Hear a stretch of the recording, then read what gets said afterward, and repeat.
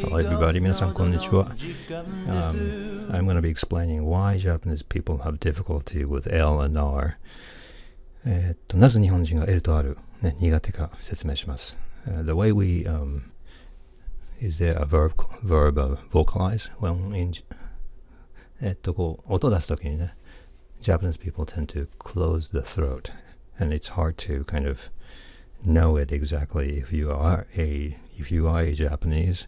日本人としては気づきにくい点なんですけども、like the example of this, it would be あいうえお I'm kind of constantly kind of tensing my throat. まあ、喉をね、力んであいうえお but in English, it's just い and I'm not really tensing my vocal cords to close.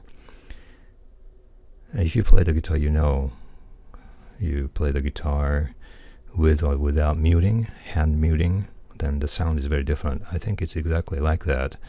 Okay, so to say R, it's like this, red, and not closing or tensing the vocal cords and let this really bottom floor of the neck vibrate,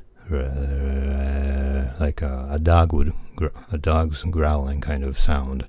Red. With L, lead, I put the tongue to the roof of my mouth and then it becomes lead. But of course you have to keep the throat open. So that's the difference. But Japanese people tend to tense their vocal cords and then kind of shuts the entire studio down here. And that's why they have difficulty with L and R. Maybe I give you an example of what other sounds we have difficulty with. D, like d. People would say d, because this area is completely closed and you cannot access the area that we call burp area. According to our book Eigo Nodo, this is all coming from Eigo Nodo idea. So that's why do is harder to say because it's do, like children. Because you say it in the mouth, children, it's hard to say it in two syllables. So that's why. And そういうわけなんですけども。And this book has been around for the past 12 years, and it's been popular and it's becoming popular, but I begin to think that after 12 years, maybe this book is not going to be the dominant approach, even though it's the ultimate correct approach. And 100 years later, I am not super confident that Japanese linguists will find this book buried in the history. So if I explain this in English to you guys, maybe the whole world can discover this approach that existed at the beginning of the century. Okay. Actually, I am confident that this approach works with deaf people, because deaf people learn how to speak oftentimes with the mouth approach, like the tongue here, tongue there, and they also have difficulty with like L and R. But when because they are not paying attention to this area, that's why many deaf people sound pitchy. So even that, I begin to feel like history will forget that this book existed, and there was plenty of opportunities that linguists or speech therapists could have picked this up, but I'm increasingly beginning to feel like it's not going to happen, so I'm just leaving this as a record. So that's why let me try saying lead and red with my vocal cords closed and hear the difference. Okay, I'm going to say red with red. Japanese people are told to move the tongue a little bit backwards. Red.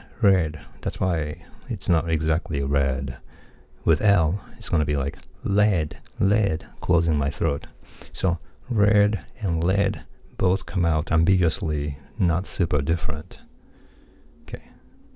actually, this tongue issue is this is taught in this way, like move the tongue a little bit, like red, and that muffledness is kind of misunderstood as R. So people are approximating, and sometimes people who don't even learn English can do R better. Another issue is that I said Japanese people cannot completely keep the throat open, but it depends on your dialect. I'm from Hiroshima, Japan, and people from western part of Japan. But recently I think that this West Japan includes many other regions of Japan, such as like Niigata and those Hokuriku north area of like Ishikawa prefecture. Those places are also part of this, I think. And many people from the middle section, like Nagoya, Aichi prefecture area, they also have this tendency. Yeah, so it depends on where you are from. So the first thing you have to identify if you go there as an English teacher, ask your local people to say this, dear. If they say dia instead of dear, that means their throat is really tight and tense. So you have to advise to relax and speak from the throat. If they can say dear, like people from West Japan can say this easily, even if they don't learn English.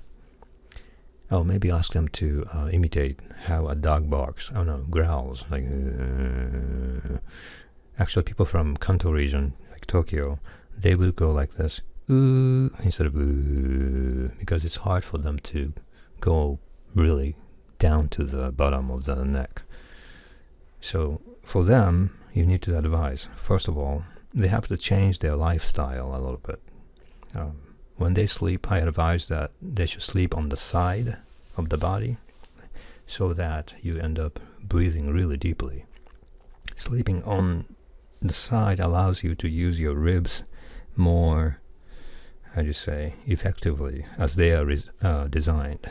Okay? But Japanese people tend to sleep on their back, aomuke, and that's why we become like shallow breather. We don't really breathe deeply. Like if you do that for your entire life, you sleep a lot. Like it occupies maybe 30%, 40% of your 24 hours. So you end up breathing really shallowly. So that doesn't help.